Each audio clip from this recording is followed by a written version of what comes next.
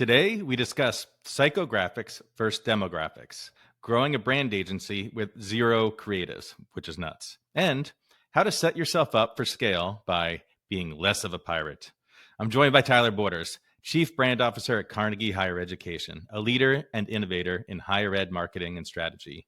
Founder of Bartlett, a successful brand strategy firm, Tyler's gone from a team of 1 to a team of 500. It's a fantastic story. He's got a lovely wife and 3 daughters in Tennessee.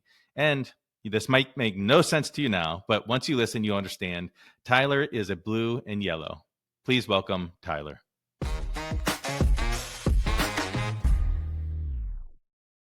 Tyler, thanks so much for joining me. George, good to see you, man. Pleasure to be here. Thanks for having me. Yeah, absolutely. You know, last time we spoke, something that got me really excited is frameworks. I'm a consultant. I love frameworks, and I also love the entrepreneurial journey. And so I figured today we could talk about some of the insights and the frameworks and things that you've built out over your entrepreneurial journey. Lay it on me a little bit about some of the frameworks that you've come up with. So I have been I'm a brand strategist, if you will. By birth, I'm an artist. I was a painter early on, actually. I was drawing and designing logos on Microsoft Paint as like a 7 and 8 year old. Remember Paint, where you'd click square by square? I've got OCD, pretty good case of that. So I would sit at my dad's computer, the one computer we had in the house, and I would make entire images by clicking on pixels and changing the color and like make an image. And there would be hours of that. So I'm weird, right? I'm this weird ambidextrous brain of the creative, but also this passion for research. And that led me, I always had this passion for sort of corporate branding. I mean, that sounds strange, but like really young, I was designing shoes for Nike, and I was delusional enough to think that they would like want my basketball shoes. So like I would sketch very detailed, like all different images and angles of a shoe just with pencil and graph paper. And I would send those in thinking Nike would love it. And they'd always send back some like, hey, thank you. You know, it's great. Go to art school and we'll hear from you in 20 years, you know. They didn't pick them up? No, man, they never picked up my shoes. But I love this idea of like influencing perception and taking an organization or an entity and helping it to understand itself. And I didn't have any language for that at the time, but I just always loved that. And I thought, would I be a painter? You know, what would I do with these passions that I have? And I never loved art for art's sake, right? Like I was the guy on I played baseball and basketball. I'd be on the bus and my friends would want me to like do their portraits while we drove to an away game, right? And I would sketch their point of view, this realistic portrait. And they were amazed by that, and I didn't care. It was just like, it was easy, you know, I don't know how else, it's just in me, right? So later in life, I went to Pepperdine University and was going to be a doctor. Which would have been a horrible mistake. But, you know, I was a bio major, and it was during the ER days of George Clooney, you know, this was the early 90s. So Dr. Dreamy. Dr. Dreamy. I was like, oh, I want to do that, you know. my mom intercepted, and she was like, Tyler, you're a creative. So I went into advertising, and it was a perfect fit. And so most of my career, all of my career has been in sort of the agency space, branding, creative research, strategy. And in that, have developed some diagnostic tools and brand strategy methods and things that have been really informative to higher education and the industry at large. And I'm happy to talk about any and all of that. Yeah. So from pushing pixels to where you are now, how was your dad when he just saw you off in the corner of the room, just pixel by pixel? He's like, hey, is Tyler okay? I took up a lot of computer time back in those days. That was the dial-up days. You know, you had all the noises and you had to wait for it to get on the one phone line at the house. They were always, get off the phone. Yeah, get off. I can hear that. Yeah. They were always supportive, right? He'll tell me to this day, he'll say, Tyler, you're too creative for that, right? I'm helping to lead a business now of almost 500 at Carnegie, a company that I've been a partner and helped to build over the last, say, 8 years. Quite a journey of M&A and bringing in other companies and agencies to support what we're doing. But yeah, man, from sketching shoes to helping to run this business has been pretty gratifying. I love it. And I think you were mentioning a psychographic framework. Yeah. I think some people are asking what the heck is that? Man, yeah. I would have asked what that was 15 years ago too. I didn't know I was developing that. You know, sort of opposed to demographics, which is the easy stuff you can buy aggregate lists for. Demographics like Do you live in the city or rural, or what kind of a vehicle does the household drive, or what is the household income? Those kinds of sort of macro stats that are easy to get at. And what I found is really hard to get at in the world of communication at large is psychographic data that you can't just buy lists for. And that is, what motivates a person? What is their personality like, right? What do they want? What do they desire? Again, you can't buy that data. So psychographics, I began applying that to branding. Then later, I turned that toward actual students and student groups. And I'm in higher education, as I mentioned. So we're helping schools to find and recruit the right students to matriculate. And so if I can help a university understand student populations that have converted and are at Clemson or Alabama or wherever they might be, then I can help them understand those student populations in a totally new way, right? Anybody can buy a list and say, Johnny lives in Kansas, and maybe there's a draw market in Kansas, but is Johnny a good fit? We can know where that they eat Chipotle a lot or whatever, right? The credit cards show that their buying behavior is.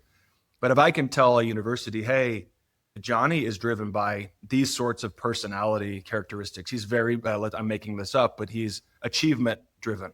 He's confident. He wants, to win. He wants to grow, right? Those kinds of ideas. He's motivated by these psychographic ideas. Well, then that changes how you can communicate, right? Like what advertising we might send, what email campaign we might send when we know that Johnny's in that particular segment. So that's psychographics. I always think the easiest way to think of it is like counter to demographics. Demographics are easy and relatively cheap. Psychographics, I have to go do some research, mixed method research. That's qualitative typically. So we're on campuses talking to people. And then you can take some quantitative survey tools and sort of yield more confidence around, sort of validate and verify some ideas. So like I would know, for example, if you were on a campus, right? I would know through workshops and through your home address and through all of this mixed method psychographic work that George fits in this type of a psychographic group. And that George is driven by, I'm making it up, innovation, ingenuity, developing something new, right? In my world, I've color coded it, right? So if you work with Carnegie, what I did, my claim to fame was develop this model with a big team of us over a number of years. And really, we're still refining it to this day. But I color coded it, right? So when I say, so there's 9 colors, 9 archetypes in my psychographic curriculum. Blue means something. Blue stands for power, confidence, achievement, growth. Yellow, which I just said for assigned to you, I made it up. Innovation, ingenuity, intellectual, intelligent, Google, Tesla, that kind of thing.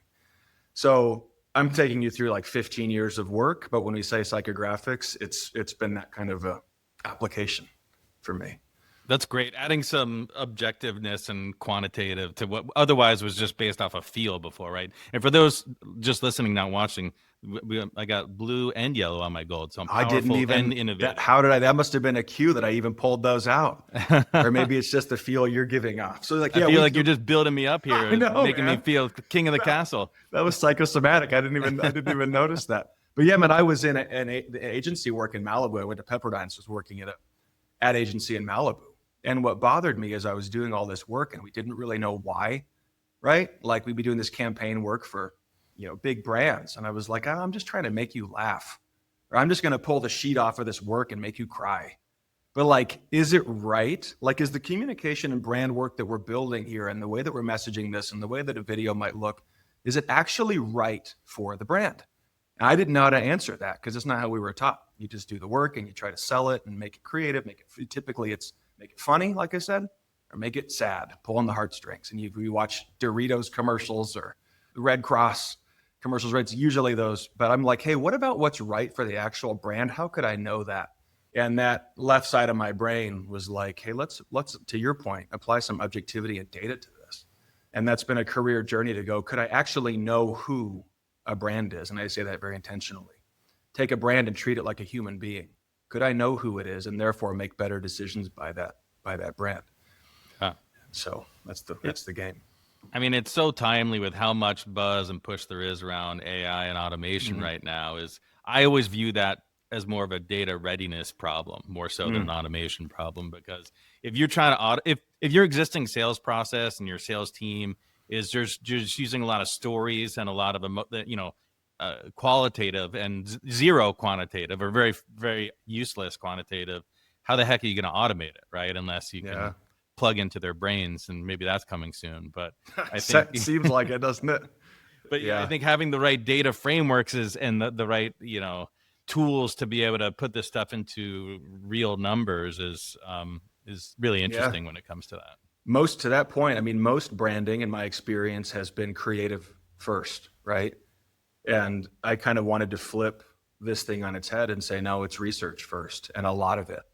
In fact, when I launched my company, so I started a company, it was just me, my big leap of faith, and then it became one other partner, and then a lot of growth. Since we didn't even have creative in the company. So it was a research and strategy branding company called Bartlett. And when I formed it back in 2013, we didn't have creative. As I said, I'm a painter artist. I'm a creative. And I was like, you know what? That's not what interests me. What I really wanted to get at was how can we define an organization, a company, and help it know who it is and let its own stakeholders tell me that information. And it's really all research. Fun, like think workshops, right? And I've got candy and music, and we make it really fun, and there's exercises and stickers, and we crafted this whole model. But it's research first, and it's months of it, probably 3 months of it, before the creative even comes. I always say, you're making, so many brands are making creative. Do they ever ask the question, is it right? How can they know if the creative is right? Not just do they like it. I hate that. I don't even let my team use the question, or my clients. I like that. Hey, it's like, look, I appreciate your opinion that you like it, but we'd all pick different colors of couches, and we all put up different artwork in our homes. So I can't go into an organization of thousands of people and ask them what they like and come up with an outcome that I hope everybody likes, because you're going to get vanilla, right? Like it'll be so benign that it's, applies to everybody. I go in and I say, yeah, but there's a DNA to this organization. Who are you? Let's align to that and put our preferences aside. Yeah, or the old way, I think, was right, just relying on the ego and the hubris of the creative that you have in there, right? And maybe sprinkle in some focus groups, and then he or she tells you why those focus groups are wrong, and then you move forward with something anyways. Did you come across that? You have any stories there? You've been in this world, right? It's like, I can tell. Yeah, I mean, so much of it is just a dash of. I'm not going to name competitors. I won't do that. But why we were successful is because we came into an industry and we did it very differently. And it was hard at first. I'll tell you, we would lose RFPs and proposals because they would say, we've never seen this before.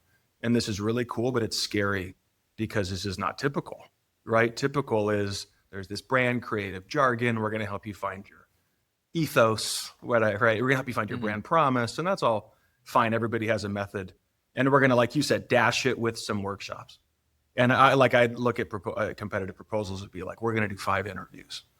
It's like, jeez, and they're going to probably call the most important, powerful people in the organization to pretend that the job is done. We're talking to hundreds, often thousands of people, thousands truly, through mixed method research. And then by the time we're presenting our findings, we will have auditoriums full of stakeholders because they were a part of the process. So it's like, lend your voice to it. Most agencies don't want to open up. That's messy. When we started the company, my business partner, Scott, and I said, you know what, this is going to be about consensus. And the people that know the brand the best should tell us who this brand is, not just the 5-10 most important people on the org chart. So I want to draw some parallels between that and some of the challenges that we face. So we work a lot in software where we're automating customer success teams, sales teams, what they're doing. And some of the pushback you would get is, hey, nothing's going to replace me going out on the golf course and shaking that person's hand and really hearing what's going on in their life. And like the frameworks and everything will never totally replace that. But I think that you can start to get more scale and more insight out of more structure, right? Like, did you get pushback like that? What are your points of view on that? Man, I've learned a lot. I'm still learning in that regard. Like, as our company grows, I, like you, am like, it's all just people and relationships. And I never thought of myself as a seller, but I found myself selling because I love to talk about this stuff, right? And the world, in my view, the world just runs on relationships and trust. And without trust, nothing works internally or externally. But I've also found my lack in that was I didn't supply enough systems and data and structure around that, like an account-based marketing, an ABM system, a CRM, right? My brain doesn't typically operate that way. I go, just do the right thing, be kind to people, deliver good work, do what you say. And it typically will work out. But to your point, like I have learned a lot and built a lot more structure into our business, from budgeting and financial management all the way through client management. I've been blessed to have really good people around me that are really good at that, because I'm pretty weak there, to be honest with you. I bet you're much stronger than you say. But I always like for fun to bring these into the home and like have you leveraged any of these frameworks with your spouse? My wife and my 3 daughters. I've got an 18-year-old going now to Pepperdine, by the way, my alma mater. Nice. We take her in a month, and then I've got a 16-year-old, so 2 drivers, and then my 3rd daughter is 13, and they know my archetype model better than they ever wanted to. I take the 9 archetypes, and we have sort of a curriculum, right? But I applied it to people. So you can I talked about student segmentation, but we also deliver this as a diagnostic test, like MBTI, like Enneagram. And you can take it, and in fact, I'll send you the link, George. And so we can find out what you are. It's a 15-minute diagnostic test, right? And you would know your 3 archetypes in succession, right, on a 20-point scale. So I am a blue, yellow, which is probably why I use those 2, and it's your microphone. So that is me. And then my 3rd wavers between pink and silver. So pink is the sophisticate. So the pink is all about elegance, excellence, right? Aesthetic. And then the silver is disruption. So the rebel, breaking the rules. So that usually fights for 3rd place when I take the test.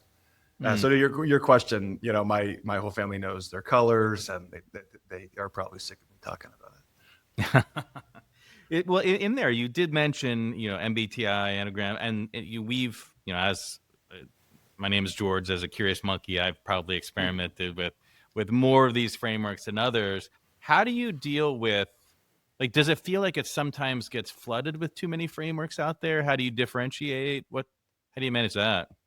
Man, it's a great point, and everybody has an opinion on a framework, and I've taken them all. But I think at the core for me is understanding the self at some level, right? I mean, any of that insight is psychographic insight, right? Like I always say from stages, it doesn't have to be my diagnostic program, but if I know something about you that is psychographic, personality, motivation, desire, outside of demographics, it's valuable. So I think it depends how it's applied, right? So like if you're going to work at Carnegie, you will take our diagnostic test. Even during the interview process, we'll typically want to know that. For example, we'll know, and I won't say the archetypes, but we know on the sales team what archetypes usually perform the best.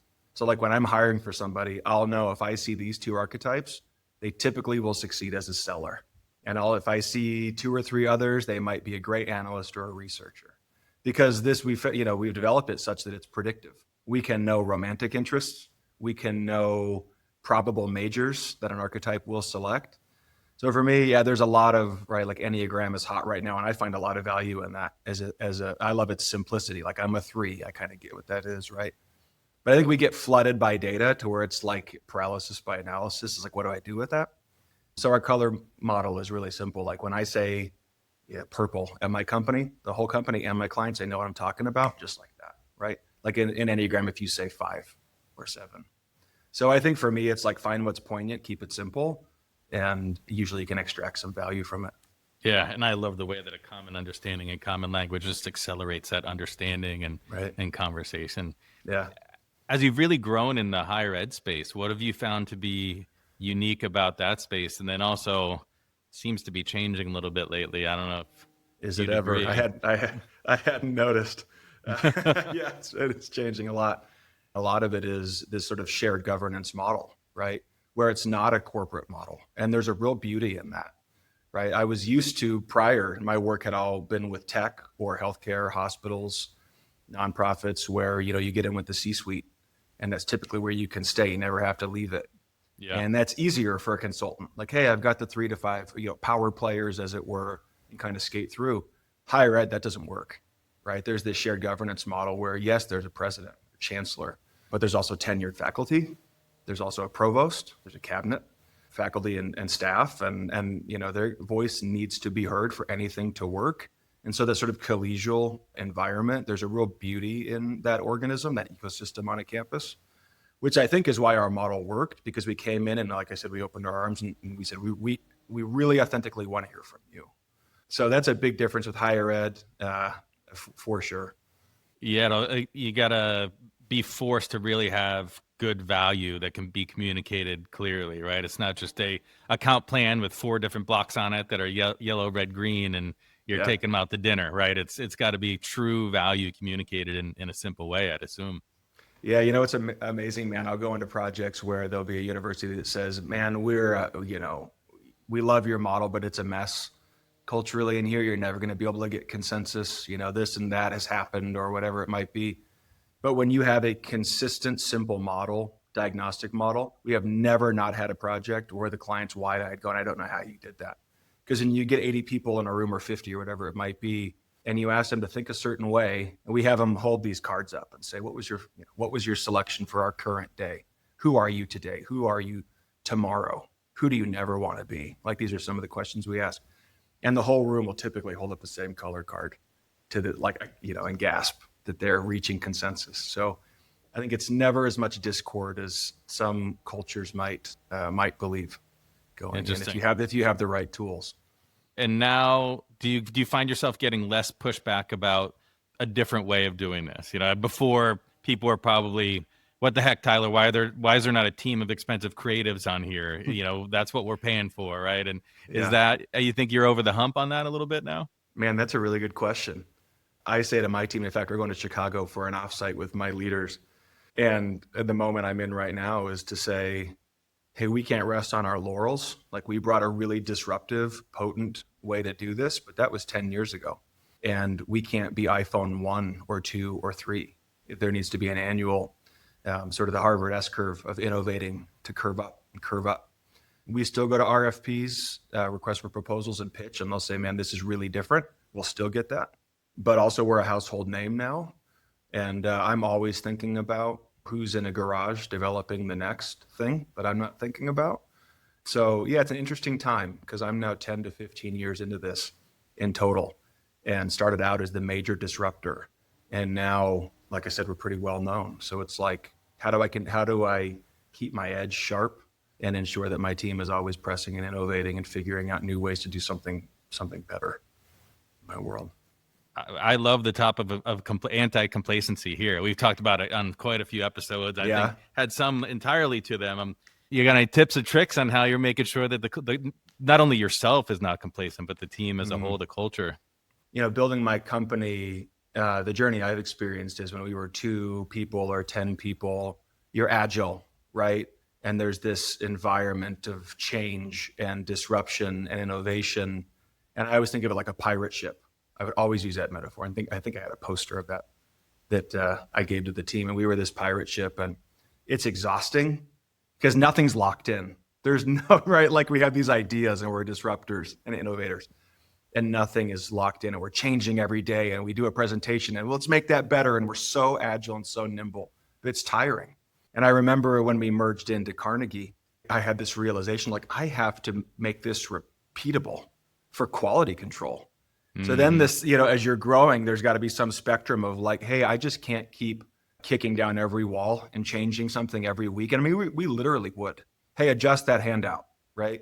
And I had this moment of like, we need some repeatability. We have to start thinking about margins, right? Some of the basics. And so I'm just at a point now with a lot of the growth that we've enjoyed and size that we've enjoyed, we're not a pirate ship, we're a battleship.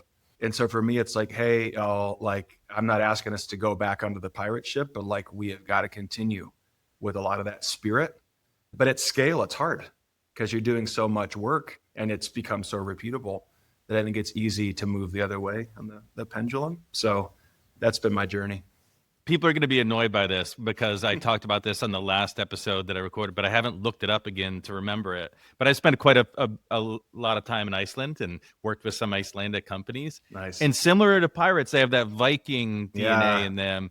And they actually have a word that basically says, it means that process is useless and we'll just kind of figure it out because everything's always changing.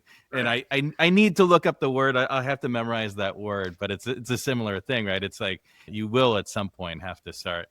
You got to find a balance, I would think, right? You can't be. I distinctly remember that moment because I am more apt to that motto, right? Just change everything. Right? Sure, that's the entrepreneur. That's just right. Let's change everything overnight, and everyone, no one will hate us. Totally. So I had to go against. I had to grow and develop and realize that there had to be more of an operational mindset. And for me, it's the adage of just get better people than you around you that are better at a lot of things that you're weak at. And I was lucky to surround myself with really amazing people. I didn't know where I was going 20 years ago. I just kept trotting along each day. But I found some of the right people that have taken this to places that I never imagined, like a PhD that I brought in that has made this, it has proven this out, made it credible, made it predictive, taking it to new heights. And so forever grateful for the team. It's the team that makes everything go. It's a fantastic story, man. And I also love the fact that we connected the dots between psychographics and pirates here in our conversation. Yes. Those are two words I truly love, man. I've got in fact, this last thing, I've got a sextant right up here. I should go get it. I officiated the wedding of the PhD I just mentioned. I didn't say his name. His name's Jared. Oh, that's great. I married Jared and his wife, and 4 or 5 years ago in Portland. And he gave me that sextant as a gift, as the officiant. And it said something like, never lose the pirate ship mentality now that you're a Commodore of the Royal Navy or something like that. So I really talked about this ship thing all of my career. But it's all people, right? It's just what makes all of this meaningful and matter is just being in people's lives and doing great work. And it's been beautiful. 100%. And frameworks like psychographic frameworks like that, in the way I interpret them, is it's a mechanism for you to ask questions beyond the boring normal questions that you're asking them, right? It's yes, my neighbor has 2 kids and lives over there, but what's really going on with them, and that's what excites me about those types of frameworks. You said that better than I ever could. You did that in one sentence. What did you apply? Well done. That's right. Well, Tyler, I really appreciate this. I always like to finish with one fun question, although okay. I'm wonder if you already answered it with that last one, which is, throughout your life and career, what's the best advice you've ever received? One, I think about, I had a CEO tell me, you're never going to get 100% certainty. Get 80% of the way there and go. So if you can get 80, move, right? And that paralysis sort of thing that we deal with. And then the other one I think about all the time is just trust. I know that might sound cliche, but I think trust makes everything go. And if I look back over my career, there's so much I didn't know and still don't know. But if you build a culture on trust and your team knows you've got them on a personal level, that is the bedrock for everything. When you don't have that, internally and externally, watch out. So building trust, empowering people, helping people to flourish and soar has been my mindset throughout my career.